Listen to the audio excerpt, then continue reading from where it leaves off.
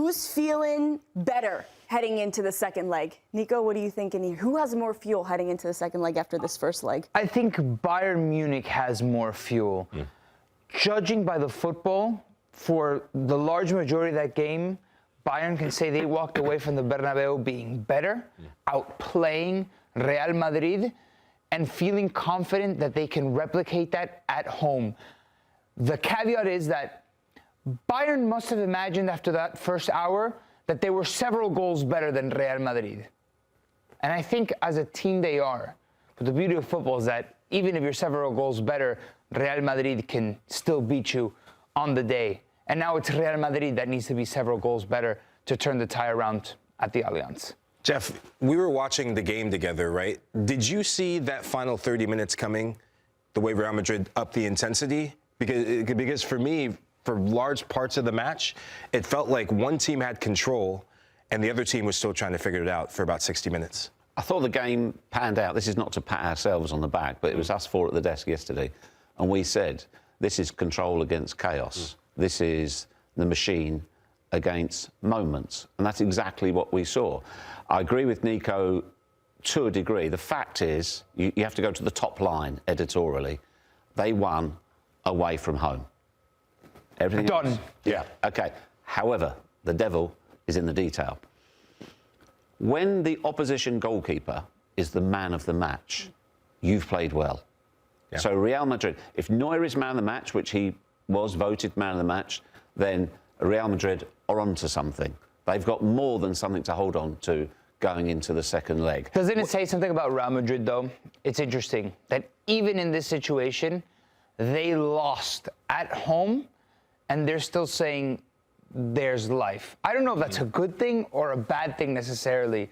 It allowed, his performance allowed Bayern to exercise the control that they exercised in the 60 minutes. Because imagine if Bayern conceded in those 60 minutes, I think the story would have been different. Yeah, but to hammer home the point, though, not to labour it, if he's man of the match, Bayern can't have been that good. No, I do think Bayern were that good. I disagree with that because the big thing that I saw in terms of the difference in that hour is Bayern's midfield. Did anyone notice Real Madrid had a midfield at all for the first hour? I didn't. The way that they suffocated Real Madrid also. Alexander Pavlovic and Joshua Kimmich totally bossed the midfield for about an hour. So how come he was so busy? Because I think they're willing. Bayern was willing to live with those risks. Yeah. The way that they suffocated and they pressed the physicality of Bayern's game, even off the ball, that they did it at times, tried to win the ball back in Real Madrid's half, and they won it and they scored a goal off of that. I think they were willing to live with that risk that, you know what? If they play through us, it'll be Upamecano and man for man with Mbappé and Vini. What slightly changed? We said yesterday, we know that Real Madrid can attack, and we know they can't defend. We know both of those things. They actually didn't defend that bad. They weren't that bad defensively. Who, Bayern or Real Madrid? Real Madrid. They weren't like a disaster. Not disaster. There's one player I can think of. Yeah, he didn't have his best night. Yeah, we know that. But yeah, Hoysen got yanked. The fact that they got in on goal so many times and Neuer was man of the match, there's plenty for them to hang on to. There was plenty. And sorry, Chloe, the last thing as well, we know this about football in general, but the team that epitomises it more than anybody else, you cannot apply common sense and logic when it comes to Real Madrid. You can't. Yeah, and that's why I think we're still in a bit of doubt for how the second leg will be, because despite the fact that Real Madrid isn't the usual Real Madrid side that we see, it's Champions League. This is their tournament, if anything. We know that they can turn it on. And it really is, it's just one goal difference, Nico. But you still feel like maybe it's a lot more in Bayern's favor heading into the second leg. You feel like they might gamble Bayern Munich in the second leg like they did in the first leg, and it's down to Manuel Neuer being able to make the one or two saves that saves them from having Real Madrid score. But Bayern don't change depending on their opposition, don't change depending on their context. They're going to press you in your half. They're going to win the ball back. They're going to play wide. They're going to have the fullbacks at the height of a Harry Kane, bombing in, bombing out, overlapping, underlapping runs, putting pressure at you right here and get the job done. And at home, they're going to feel more confident. I think it was a learning lesson that after an hour, those legs started to get a little bit wobbly. Yeah. Upamecano had that error. You could smell it, that the Real Madrid wave is starting to come in. And then the game really opened up and went like toe for toe both ways. No discredit to Jude Bellingham and his impact on the game, but what I saw, and there are numbers that back this up until the 60th minute, Bayern Munich outran Real Madrid by 10 kilometers as a team. 10? 10 kilometers. They outran them by 10 kilometers? It was that shocking. Wow. Right? And some people might say that Real Madrid, okay, usually I saw a team that has more intensity and had more intensity than Real Madrid. And when the legs went, the momentum went. And for me, in the second leg, the first goal is going to be massive, all the cliches we talk about in the return leg. But for me, I look at the differences in managers, right? Vincent Kompany in the opposite dugout, that's the edge that Bayern Munich have. He just celebrated his 100th match for Bayern Munich. Won the biggest game of his career. And a Bayern Munich side, and the numbers literally do not lie, since they've won their first match in a leg, in a knockout round, in the last 16, they have not lost the tie. This might be Real Madrid. This might change. What's Real Madrid's record? It also is What's Bayern. Real Madrid's record at Bayern? Are they unbeaten in the last 4? Something like that? This isn't the same Real Madrid, though. Hang on. You keep saying it's not Real Madrid. It's not Real Madrid. Am I right in saying they are still in the quarterfinals of the Champions League and they are second in La Liga? They're not in the relegation zone. They're not been dumped out. Yeah, but it's all a matter. I get you. I think you can't ever write them off, and I think that's what we always come back to. But I try to make sense of it, and of course, you can't use logic to Real Madrid. Well, I get paid to talk about logically and the things that I see. There was one team that had an extremely layered approach to this match that went after a team that was on the front foot, and then there was another team their approach was a little bit more simple. Verticality, direct play, counterattack, and it's completely valid. I'm not saying that one is less than the other. I think one is better than the other in the sense of how you can go ahead and win games, especially with the quality of both squads. But at the end of the day, what matters is the result, and the difference is only one. I think if you play this game again, Bayern wins it again, especially at home. Nico, is there any world where Real Madrid playing on Bayern Munich's home turf is going to benefit them in any way? Maybe if the pressure turns, you get that first goal, and then doubt starts creeping in the Allianz. Real Madrid has always been the black sheep of Bayern, especially lately, maybe in the last 10 years or so.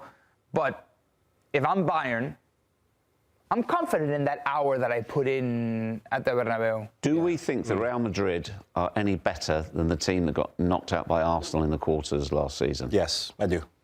That team, only a little, if anything. Yeah, that team that got knocked out by Arsenal had no heart. They had no drive. It was true.